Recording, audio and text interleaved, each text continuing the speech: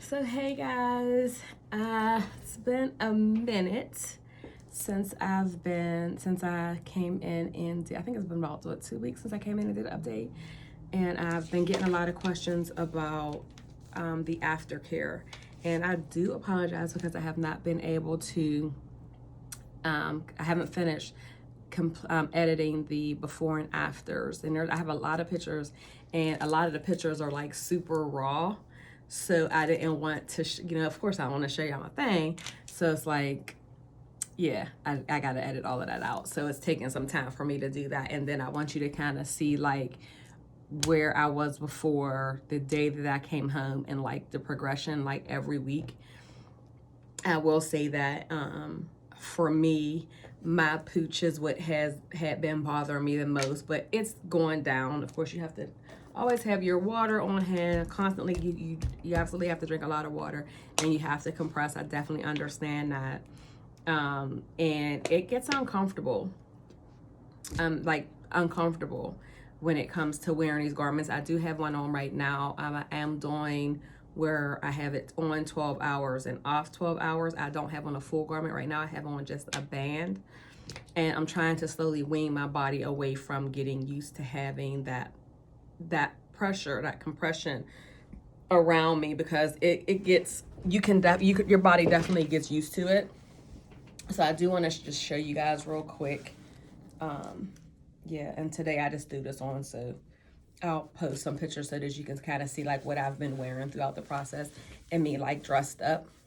So this is me, and no, everybody keeps asking if I had something done to my butt. I did not. It's just that when they remove that fat, it just makes my butt stick out. But I am, what am I? I don't even, I guess I need to figure out like how many weeks post-op I am before I actually post this video. But that's how I've been doing it lately. But I wanted to address one of the questions that I've been getting, because aftercare is super important. It's actually just as important as the surgery itself and picking the right doctor. But I see so many different videos. One second. I see so many different videos posted about what you need to buy, what you need to have. I feel like I wasted a lot of money. Of course, you have to do what works for you, what works for your body. And unfortunately, no person can tell you what is going to work for you. Like for me, being in a faja initially, it just wasn't going to work for me. I was super uncomfortable. It was too tight. I was extremely swollen. And I wasn't dealing with that. So I went a different route with like the bands and, like finding like other waist trainers that can give me that compression and not have me swollen, or to help with my swelling, but it wasn't like uncomfortable, because you're going to be somewhat uncomfortable, but it was just like, you want to be able to sleep and walk and do all of that. So I found what works for me. The bands worked for me initially, not the fajas. I will say that the last like 2 weeks I've been able to get into a faja. So when I first came home, even after the surgery and with being swollen, and y'all know that those things run big, even waist trainers, I was in a 3X, and every 2 weeks it seemed like it went down. And then it was like these last couple weeks I've literally gone from having that extra large, and I literally just ordered a medium the other day, a medium faja and waist trainer. And I do want to say too that I feel like I wasted the money, because the fajas that I initially bought, I didn't wear them because they were so uncomfortable. It was easier for me to compress and just make sure I was up on my massages. The massages to me are life. Like, I feel like she made like such a huge difference in my recovery. I feel like I recovered super fast. I feel like my shape is amazing, not just from the doctor, but also what she does as well. So if you're going to invest into anything, I will say that make sure that you find somebody who can work your body, and get all that swelling and stuff out of there. And it's going to educate you. She educated me on a lot of stuff when it comes to this process. I'm trying to think of what else. With the fajas, like I said, I literally just started wearing a faja about week and a half ago, I was doing a combination of the band and the underwear, the foam boards. I do only have 2 foam boards that I use on a regular basis, and I do find myself, wearing wearing my foam boards like more at night than during the day. It matters what you eat, because if I eat something that is, and I don't eat a lot of salty stuff, but certain things I notice like blow me up. Like sometimes I just want a sip of pop. I will definitely have a sip of pop, but if I drink a whole pop, I know that it's going to swell me up. So, and I know that can happen for a while. So it actually helps you with eating as well. Trying to think of what else.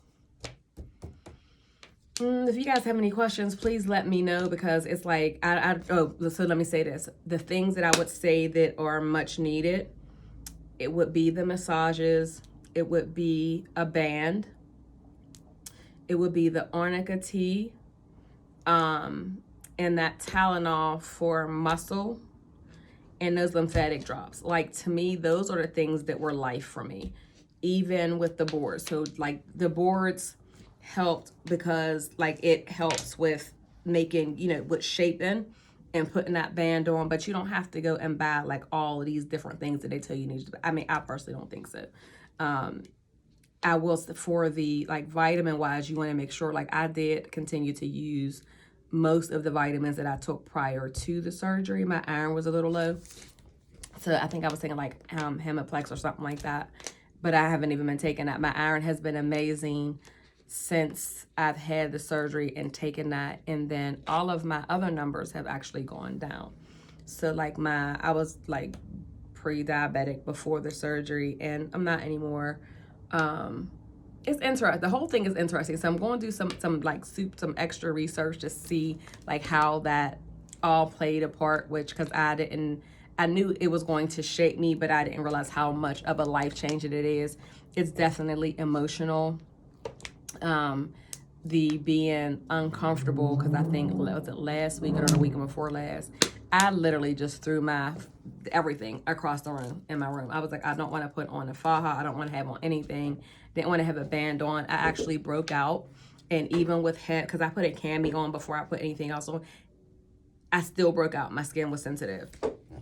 And they tell you to do that. So think about even that when you're getting dressed, like something that like I normally, you could literally get in a shower and be dressed in like 10, 15 minutes. It actually takes you a little bit longer now, because I always make sure that not only am I doing my massages in the office, in the office, in the shower, I also do them when I'm putting my lotion and stuff on. So then you gotta get dressed and then put everything on, and then put your clothes on. The funny thing about the clothes is, because I've gone down so much, I'm getting rid of a lot of clothes.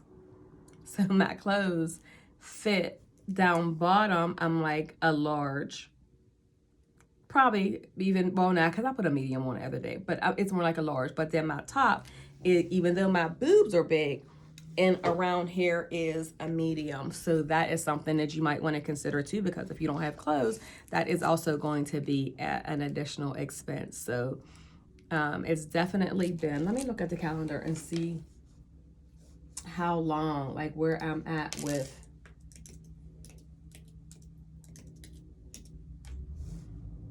I got my surgery done October 20th. 1, 2, 3, 4, 5. So I'm actually 8 weeks post-op.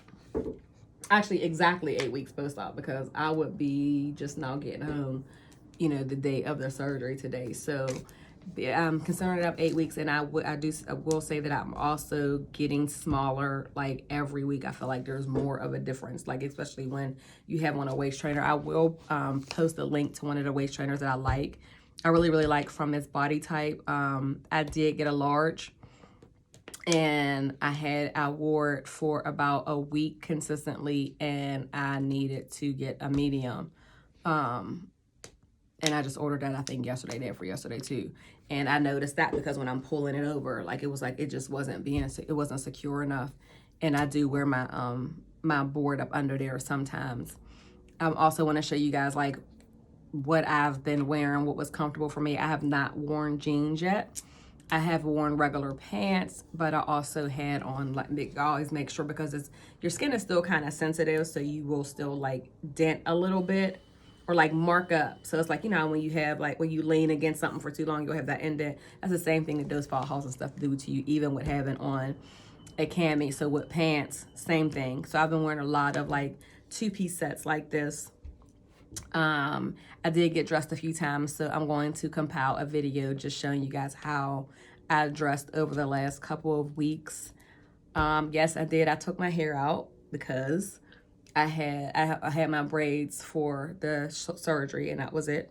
And I couldn't wait to get that out. And actually, I'm getting ready to curl this, but it definitely it's a new feel. It's a new, like, everything. And then I've been doing really, really good with business. Has been really great because I've been able to showcase the items, my clothing line. If you don't know, if it's your first time here, I do own a boutique and also a brand development firm. And for me, being able to wear and be the face of my brand is like huge, and it's made such a difference in my sales, so it's already paying off. So I'm not going, you know, everybody has their own opinion on surgery. So, and I only did have the Lipo 360. So I'm not going to tell you what to do or what not to do. You know, everybody needs to do what works for them. But, you know, I have no shame whatsoever with me doing it. I am up, you know, closer. I'm not 50 yet. I had told my husband the other day, I was like, oh my God, I'm almost 50. I'm not. I still got some years to go, a couple years to go. But even with being, you know, in the my mid 40s, I still feel like I made a great decision. I made an amazing decision, a great decision with my amazing doctor. And would I do it again? Yes.